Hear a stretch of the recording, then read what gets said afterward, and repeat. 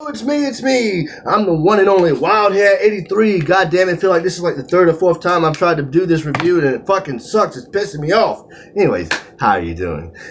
So over the weekend, it feels like it's been like a year, already.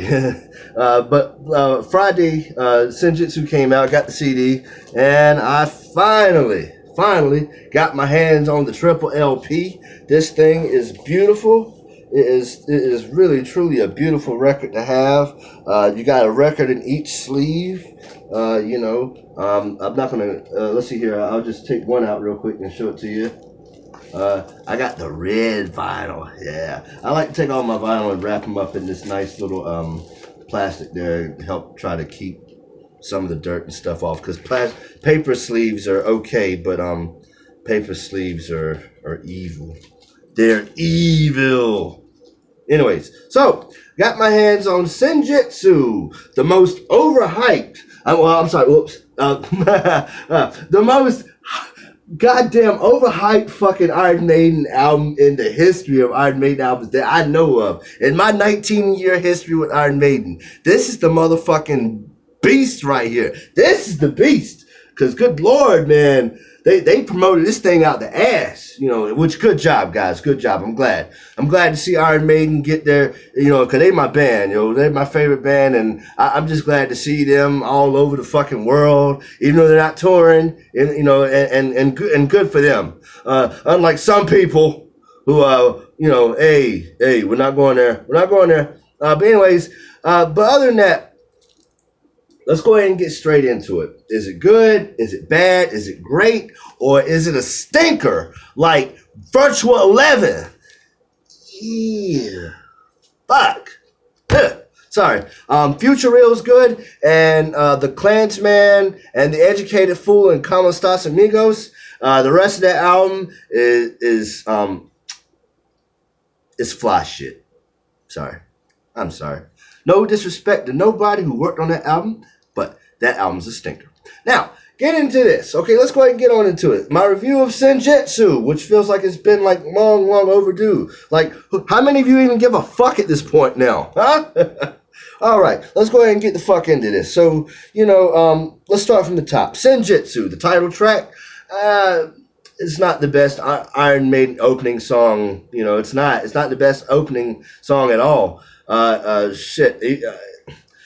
It's like Final Frontier, like before the actual song starts, they gotta play all this noise and like Sign the Cross, before the actual song starts, they gotta do all the hey for like what, a minute, 2 minutes, I don't know, something like that. Anyways, but Senjutsu is not the best intro song of it ever, but it does make an interesting noise towards the end of the song. The guitar is making a weird little, it's weird, it's awesome, it's good shit. But the song itself is not really that memorable.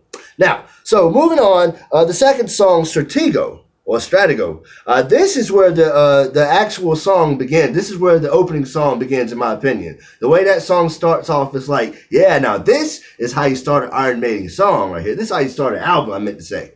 You start off with like that. Anyway, that's a great song. That's a song that, I would definitely cherish forever. Thanks, guys. Appreciate it. The Writing on the Wall. What can I say? Awesome song, awesome video. That solo where Adrian plays in it is really, really nice. I like that song. That's an original song. Now, see, a lot of times Iron Maiden, they like to go through their catalog and kind of, they tend to recycle some of their parts.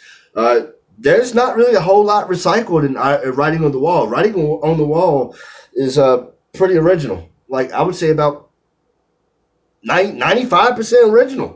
Iron Maiden. So good job. I love that. I love it when they take a chance and they make something different, and they knocked it out the park. Good job with Right on the Wall. The Lost in a Lost World. I like that one. That one might be my favorite song on the entire Senjutsu album. Lost in a Lost World. I was muttering that shit every day when I wake up. Like, anyway, long before I even heard this song. So it was like, oh, great, that's perfect. That's right up my alley. Because I am truly lost in a lost world. Like, what the fuck? I don't know where the hell I am. I need to go back to 1985. I need to hop on that damn time machine. Oh, wait. Anyways, so Lost in the Lost World is my favorite song because they do the Blaze Bailey. Da-na-na-na, da-na-na-na, da-na-na-na. You know, I love that. That's the shit. And whenever they do that, it makes me want to jump, yo. I be jumping in time with it. You know, whatever. I love that one. Mwah! Love it. Highly recommend that one. Days of Future Past. Pretty good song. I like it. That song is talking about Satan. If you read the lyrics, they got sympathy for the devil. And I like that. That's cool. Good job. Good job, Iron Maiden. Yeah.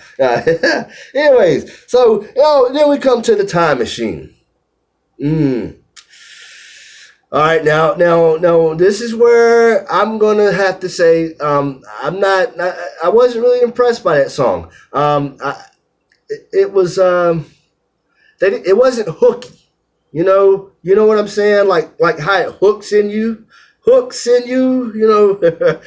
Well, so that song didn't really hook with me. That chorus, you know, let me show you my time machine. Like, man, no disrespect, it felt a little flat to me, and I was kind of bored through that one. You know, not the worst song ever, but Angel and the Gambler, worst song ever. You know, so it's better than that. That's how you got to gauge Iron Maiden. And thanks to Virtual 11, we have the perfect a perfect shit turd album that. To stack it up there. Now this isn't. Now I'm not trying to talk disrespect, but I mean really, honestly, half the songs up here, like to me, they don't do anything for me, and like they're a total waste of studio time. I'm sorry. Anyways, back to Senjutsu. So the Time Machine, wasn't a really big fan of it. It kind of goes on too long, and it's like I was expecting the DeLorean. You know, I was expecting Doc Brown, a song about Doctor Who or something. You know, I don't know what the fuck they were singing about in that song, dude. They claim it was about a time machine, but talking about seeing gods and watching them cry and like, what the fuck? I'm sorry, but keep on moving on. Darkest Hour, pretty good. Starts off like get the sound effects. You're on the beach. You know, that's pretty cool. I like that. It's pretty good. It's pretty good. It's all right. But then we come to Death of the Celts. And Death of the Celts was not memorable to me at all. It had some pretty decent guitar lines, but nothing vocally that was like hooky. Once again, hooky. You know, it didn't make me want to jump to my feet. There weren't no like parts where we go, whoa, whoa, whoa. You know, none of that. Where was all that? They did that shit in Book of Souls. Oh, wait, hold up. No. But anyways, well, they do a little bit of it here and there. But I don't know, man. But anyways, so no, I wasn't a fan of Death of the Celts. In fact, it's probably one of my least favorite songs on the album. Too long, not memorable, not hooky, and I never really liked those styles of songs. Generally, the ones that that comes from, I typically don't like those. But whatever. Let's move on.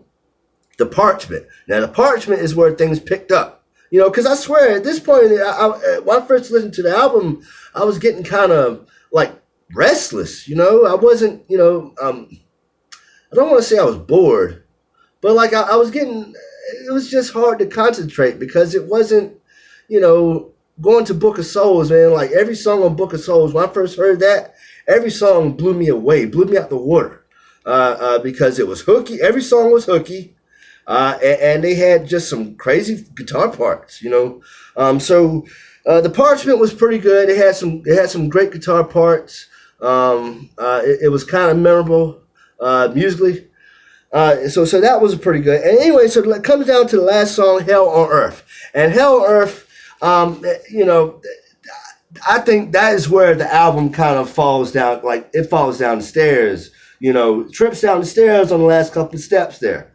Because that one to me is the least memorable, the least hooky, to me that was the worst song. Hell on Earth, despite the title. That title sounded like it should have been the best. as far as the last song, it left such a bad taste in my mouth because it didn't do anything for me. And what a way to like send off that glorious listening experience of listening to Senjutsu, you know? Like it has an intro that's like kind of long and there's nothing really all that, not to me, there's nothing really all that great about that song at all. Um, nothing, nothing, nothing. Sorry. But anyways, so it's a pretty good album. It would be better if only one thing. If they didn't make Book of Souls. When they made this, and when I first listened to this, I was so excited.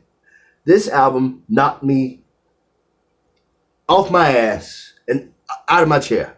I remember like being so proud of their work on this one because just Empire of the Clouds alone, that song alone kills half of Senjutsu. I'm sorry, because it's so creative and the songs of, I mean, come on, man, the history, like when you look up what that song's about and man, like, I don't know, man.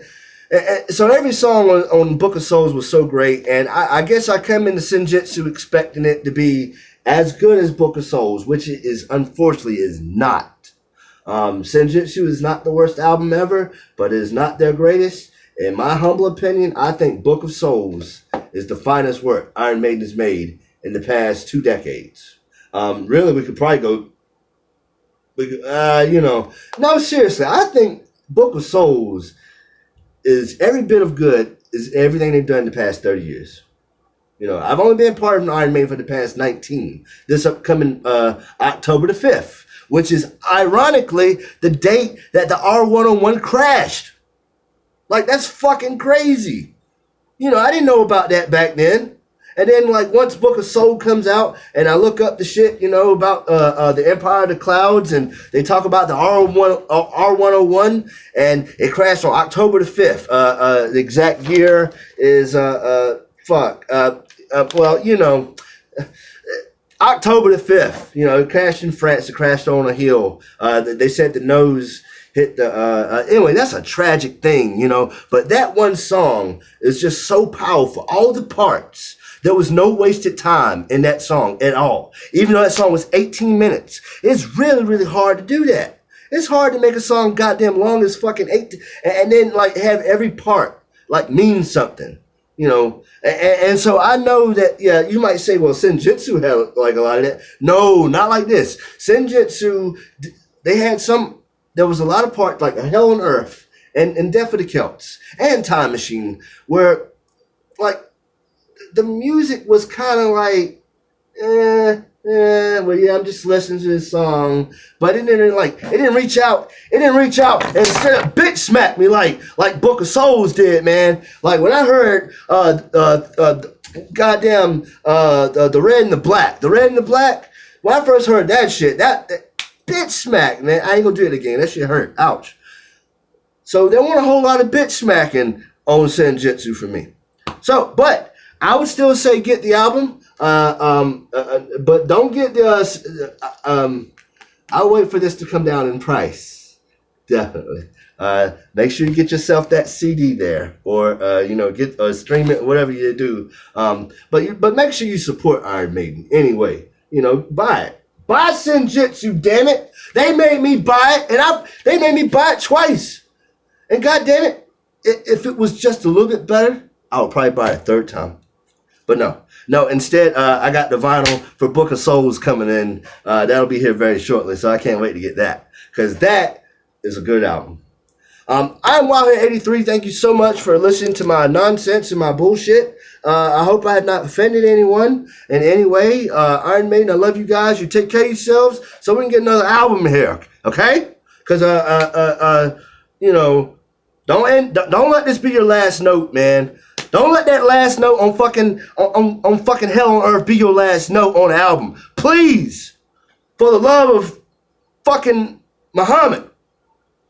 I'm Wildhead83. Thank you so much. And hey, I'll catch you next time. Peace.